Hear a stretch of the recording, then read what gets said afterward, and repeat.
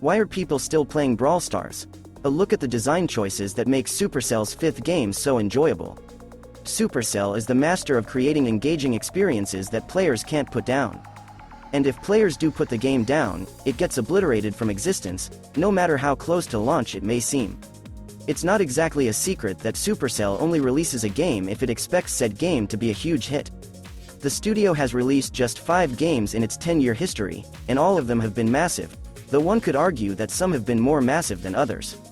So the real secret to why people continue to play any Supercell game has more to do with years of killed experiments, months of soft launch, and countless days and weeks of staring at data, making tweaks both big and small, than anything on the surface level of their design.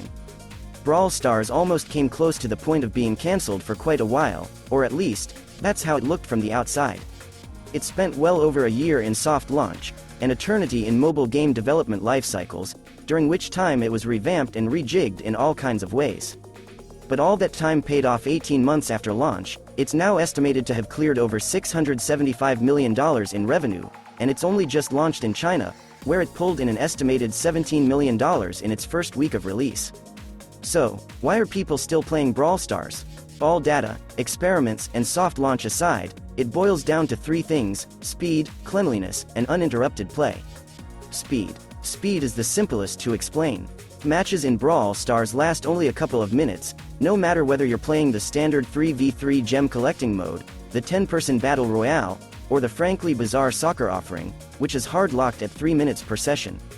The UI is so easy to understand, the menus take up just the right amount of space, the buttons are positioned perfectly.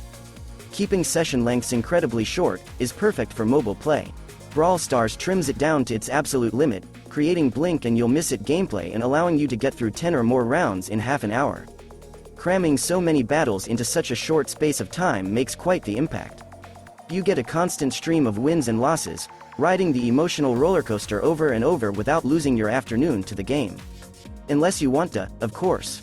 And there's still plenty of strategy to be found in these bite-sized battles. Using the variety of characters available, players can easily fall into assault, support, tank, and healer roles, which is quite a feat when you're only playing for 3 or 4 minutes at a time. Cleanliness. Cleanliness, or rather a particularly smooth user experience, is something that Supercell has refined over the years, but is central to the Brawl Stars experience. The UI is so easy to understand, the menus take up just the right amount of space, the buttons are positioned perfectly. It all clicks together magnificently. The UI also means you're never lost when it comes to working out where to spend your money.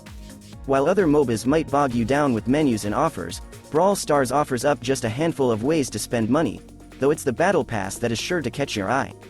Finish a match and you earn Battle Pass tokens whether you're paying for it or not. They swoosh across the screen and into an ever-growing bank of tokens, unlocking loot boxes and other goodies as you amass them in a way you simply cannot ignore. It's a simple trick, but it instantly points you in the right direction every time you go back to the main menu.